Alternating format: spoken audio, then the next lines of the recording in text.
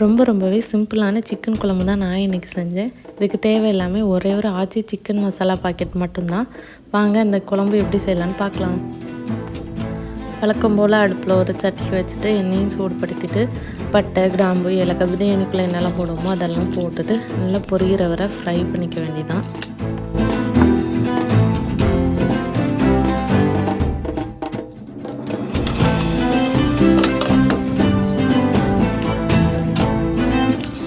இதெல்லாம் நல்லா ஃப்ரை ஆனதுமே 2 பெரிய வெங்காயத்தை வெட்டி சேர்த்துருக்கேன். இதுவும் நல்லாவே ஃப்ரை ஆகணும். ப்ரௌன் கலர் வர ஃப்ரை ஆகணும். அப்போ தான் குழம்பு டேஸ்ட் நல்லாயிருக்கும். இப்போவே வெங்காயத்துக்கு கொஞ்சம் உப்பு சேர்த்து வதக்கிக்கிறேன்.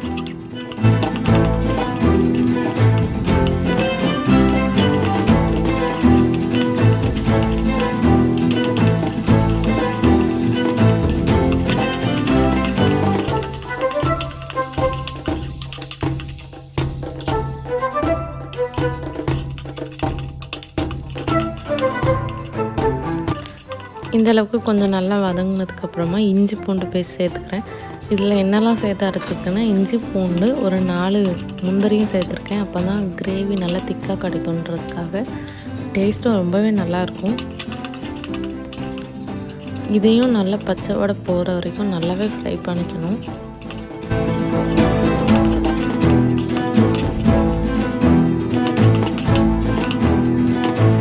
இந்த இஞ்சி பூண்டு பேஸ்ட் வதங்கினோடனே தக்காளி 2 மிளகாயும் சேர்த்து வதக்கிக்கிறேன். கொஞ்சம் உப்பு சேர்த்து தக்காளியை நல்லா மிக்ஸ் பண்ணிவிட்டு மூடி வச்சுருவேன். ஒரு 5 to 10 நிமிஷம் அதை டிஸ்டர்பே பண்ண மாட்டேன். அது நல்லா வெந்து வந்துடும். ரொம்பவே சாஃப்டாகிடும். அதுவும் குழம்புக்கு நல்லா திக்னஸ் கொடுக்கும்.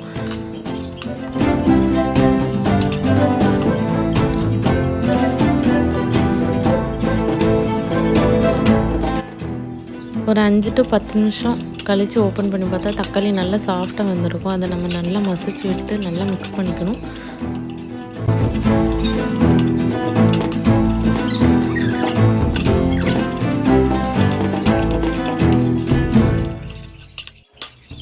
தக்காளி நல்லா மசிஞ்சதுமே புதினாவும் சேர்த்து மிக்ஸ் பண்ணிவிட்டு இன்னும் கொஞ்சம் நேரம் மூடி போட்டு மூடி வச்சுருவேன். வேக வச்சுருவேன்.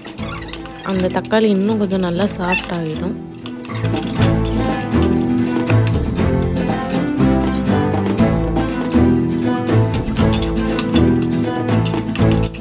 தக்காளி நல்லா வெந்துருச்சு. இது கூடவே கொஞ்சம் மஞ்சள்தூள், கொஞ்சம் வத்தத்தூள், ஆச்சி சிக்கன் மசாலா தூள் ஒரு பாக்கெட் அப்படியே சேர்த்துற வேண்டியதான். வேறு எந்த மசாலாவும் இதுக்கு தேவையில்லை. இது மட்டுமே போதும். டேஸ்ட் நல்லாவே இருக்கும்.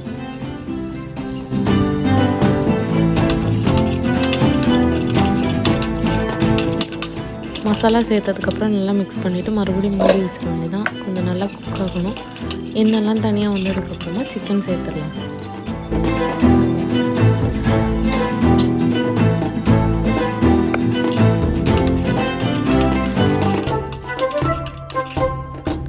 மசாலா நல்லா வெந்ததுமே சிக்கன் சேர்த்துக்கிறேன்.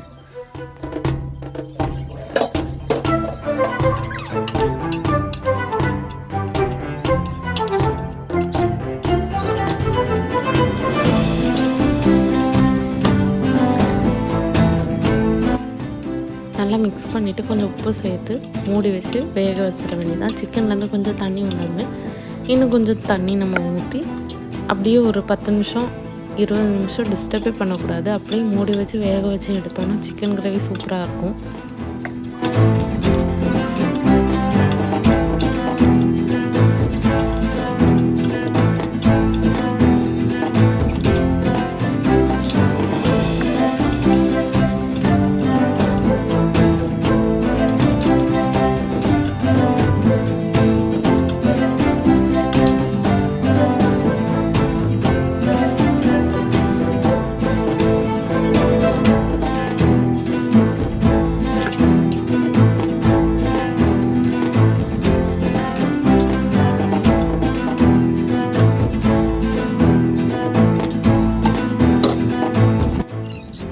குழம்பு ரெடி ஆகிடுச்சு. எனக்கு இன்னும் கொஞ்சம் கட்டியாக வரணுன்றதுக்காக நான் மூடி எடுத்துட்டு கொஞ்சம் நேரம் வேக வைக்கிறேன்.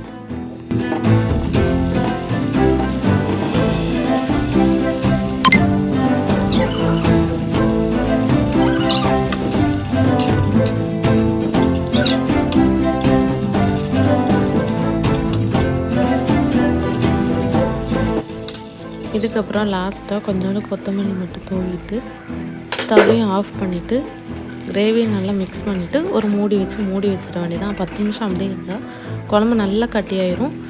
ரொம்பவே நல்லாயிருக்கும் டேஸ்ட்டு. ஆச்சி சிக்கன் மசாலா மட்டுமே போதும். நீங்களும் இந்த ஸ்டைலில் சிம்பிளாக சிக்கன் குழம்பு ட்ரை பண்ணி பாருங்கள். கூடவே லெக் பீஸ் பொரிச்சிருங்க. இதுதான் எங்கள் வீட்டில் இன்றைக்கி லஞ்சு, சிக்கன் குழம்பும் லெக் பீஸ் பொரியும். இந்த வீடியோ உங்களுக்கு பிடிச்சிருந்தா லைக் பண்ணுங்கள், எல்லாருக்கும் ஷேர் பண்ணுங்கள், கண்டிப்பாக சப்ஸ்கிரைப் பண்ணிடுங்க. தேங்க்யூ ஃபார் வாட்சிங்.